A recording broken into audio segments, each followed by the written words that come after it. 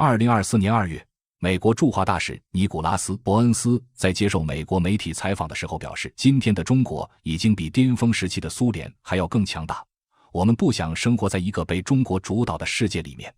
这句话似乎也已经说明了今天美国社会对于中国的一种担忧，以及美国遏制中国的理由。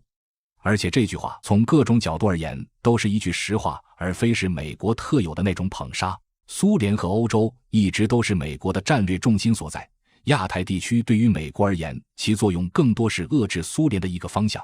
而非主导美国总体战略的地区。而在苏联解体之后，美国逐渐地将自身的战略重心向东转移，开始面向亚太制定新的战略。可以说，冷战的胜利是给予了美国巨大的信心，美国一度认为其在当今世界的霸权是完全不可撼动的。而任何对美国产生威胁的新兴大国，都是对美国的霸权还有国家安全的挑战，因此美国不惜以牺牲他国利益来维系自身的安全。在这种情况下，中国就成为了当时对美国而言最大的一个威胁。只不过此时中国对美国的威胁并没有到令美国感到畏惧的地步，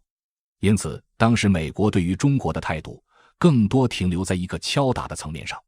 例如银河号事件、南联盟大使馆被炸事件以及王伟撞击事件等等。客观来说，我国在这些事件上并没有太大的损失，只是每件事的影响力都非常的大。可是实际损害却远远没有如今的贸易战更大，因为美国并不想真的把中国推向对立面。从中美建交以来，美国就一直都在尝试将中国纳入西方的贸易体系和价值体系之中，只不过中国的自主性太强了，以至于必须要敲打一下。既然仅仅只是为了敲打，那么自然也就没有联合俄罗斯的必要了，美国自己就能处理。反恐战争客观上缓解了美国对中国的战略遏制，也使得中国开始了爆炸式的发展。尤其是在2008年之后，中国的发展速度更是快得惊人。在这种情况下，中国的确在事实上产生了对美国的威胁。因此在奥巴马上台之后，立刻就开始着手重返亚太，毕竟这个时候再不遏制中国可就来不及了。但是当时中东地区对于美国的拖累依然很大，美国没法放开手脚来遏制中国。直到特朗普时期，美国才开始将中国定位为全面的竞争关系。科技遏制和贸易战都是在这个时候开始的。拜登政府则继承了特朗普政府的对华政策，甚至加深了对华遏制。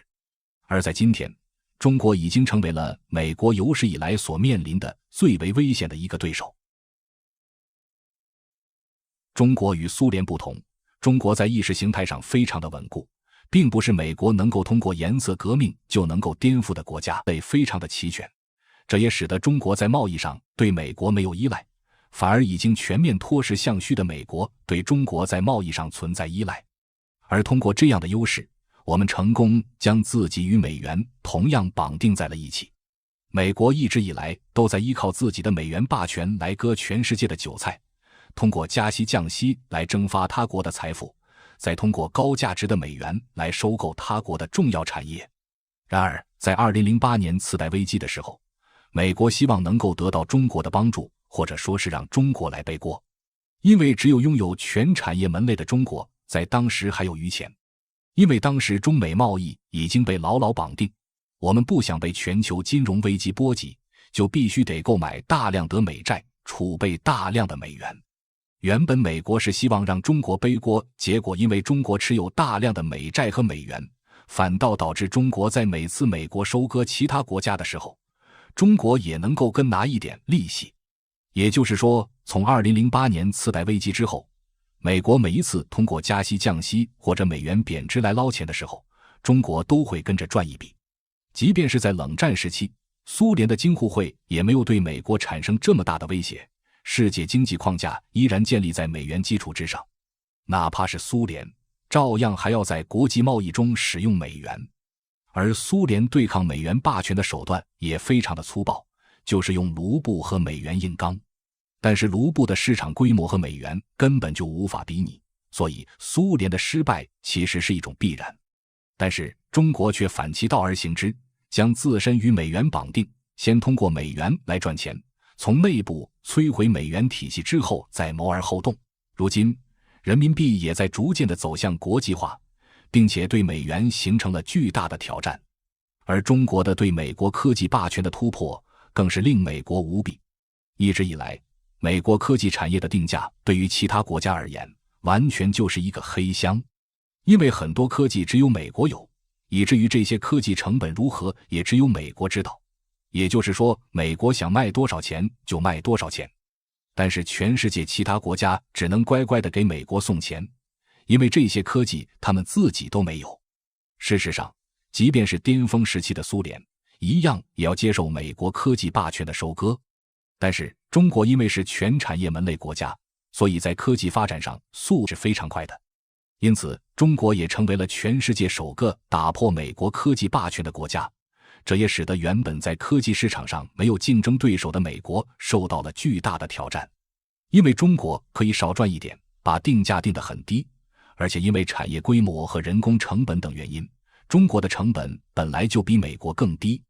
例如，一台笔记本美国卖1万元人民币，中国可以只卖6000。在这种情况下，美国还能挣得到钱吗？世界各国又不是傻子，所以美国必须要想办法遏制中国科技的发展。所以美国开始极力地打压华为等中国科技企业，并且对中国发动半导体战争。与此同时，俄罗斯在美国夜以继日的针对之下，已经逐渐变得半死不活，对美国的直接威胁已经大减。而这也为我们带来了一个疑问，那就是美国到底为什么不愿意联合俄罗斯一起对付中国呢？美国世界霸权的基础来源于对欧洲的控制，一个欧洲加美国在曾经就能够占据全世界，已不愿意被美国控制。欧洲之所以被美国控制，是因为美国抓住了欧洲的2大命脉：安全命脉和能源命脉。欧洲科技和工业都很发达，也不差钱，但是唯独就是没有能源，这方面欧洲很依赖美国。而欧洲还有一个邻居叫俄罗斯，这个国家能源规模和军事力量非常强大，欧洲完全无法抗衡，因此在安全上，欧洲同样依赖美国。那么如果俄罗斯能够加入欧洲阵营，真正成为欧洲的一部分，那么欧洲还需要美国吗？答案也是显而易见的，而且俄罗斯一直都希望加入欧洲国家。注意，当年的叶利钦并不是亲美，严格来说其实是亲欧。那么对于美国而言，俄罗斯必须是敌人，也只能是敌人，哪怕俄罗斯和美国如今已经没有根本冲突了，哪怕美国就是为了保住欧洲，也必须要让俄罗斯成为敌人。至于联合俄罗斯一起制衡中国，根本就不可能。如果让美国选一个国家，是让俄罗斯崛起还是让中国崛起，那么美国一定会毫不犹豫地选择让中国崛起。因为哪怕中国崛起了，中国奉行也是不称霸的战略，美国照样还有欧洲，照样还是列强，还是世界大国。但是如果俄罗斯成功借尸还魂，那美国不仅无法成功遏制中国，还会失去欧洲。美国可能还是一个列强，但是却无法继续作为一个世界大国。美国2次世界大战取得的优势可能会全部失去，到时候很有可能会成为中国、美国、俄罗斯加欧洲3大势力共存的局面。而且话说回来，就算是现在美国想要拉上俄罗斯一起对付中国，恐怕俄罗斯人也不会信美国了。当年苏联解体的时候，俄罗斯发自内心的希望加入西方，但是却被美国拒之门外。后面俄罗斯更是一次次的被美国战略欺诈，北约都扩张到波罗的海了，俄罗斯哪里还敢信美国？上次普京贸然相信了乌克兰的停战协议，结果将部队止步于基辅。但是没想到美国和欧洲就趁着这个空窗期武装了乌克兰，结果直到今天俄乌冲突都还没打完。前车之鉴，这还没过去几年，俄罗斯哪里还敢相信美国？俄美联合只能是停留在纸面上的一个概念，永远都无法实现。凡是拿了大清赔款的国家，终究会成为大清。原来列强才是大清的孝子贤孙。4月1日，德国政府通过大麻合法化法案，成为了继美国、加拿大、澳大利亚等国之后将大麻合法化的国家之一。然而有人欢喜有人愁，青年聚集街头欢庆，年长者泣不成声。大麻合法就像病变的细菌，最终吞噬掉整个国家，就连周边的小国也不能幸免。荷兰和英国一直以开放著称，他们将毒品合法化并不让人感到意外。但如今，一向守规矩的德国竟也突破了底线，继北美病夫又出现了欧洲病夫。可以预见，10年后，欧洲必将成为大清朝的翻版，到那时恐怕又有人会说，东方某大国跟不上世界趋势发展。更滑稽的是，英国首相丘吉尔在著名的铁幕演说中，将美国和加拿大，也就是最初的北约，绿色最右侧的边界线，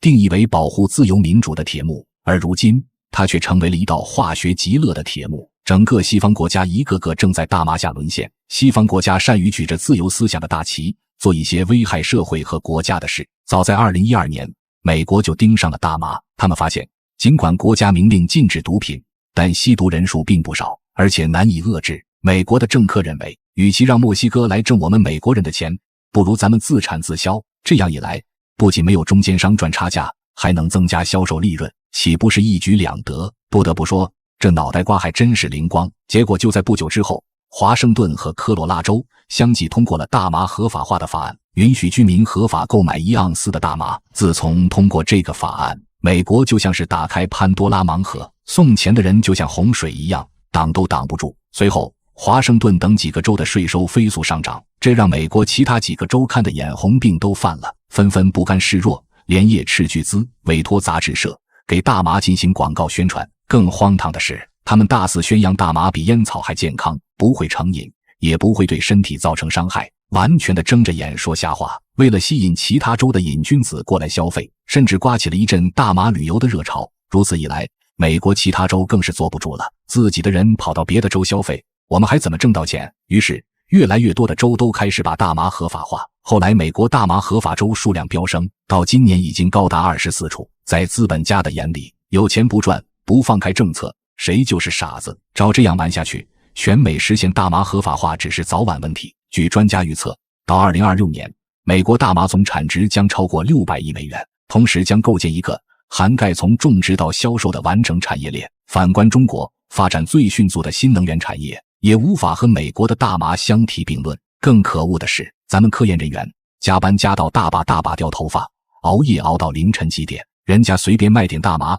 经济就能甩咱们几条街。现在欧洲正走着美国的老路，他们的情况简直和美国如出一辙。欧洲现在一共有27个国家，一旦其中一个国家大麻合法化，就意味着欧洲毒品防线将被击破，最终下场必然是全欧洲掉入大麻的极乐漩涡。其实，去年自从荷兰批准大麻合法化后，欧洲其实已经为毒品开放了一个口子。荷兰可以说是整个欧洲第一个吃到螃蟹的国家。如今在荷兰首都阿姆斯特丹街头，有2种咖啡馆，咖啡和 coffee shop。想正儿八经喝咖啡谈人生，就去第一种；想吞云吐雾、云游九霄享受人生，就去后一种。这是大麻咖啡店，全国各地闻名而来的麻友在一起，合理合法的吸食大麻，无人干涉。他们谈笑风生，交流心得，共享大麻盛宴。据调查，自大麻合法化之后，创造的总产值已经占到荷兰国民生产总值的 2%。这个由大麻组成的蛋糕，人人都想抢一块，以至于原本种郁金香的农夫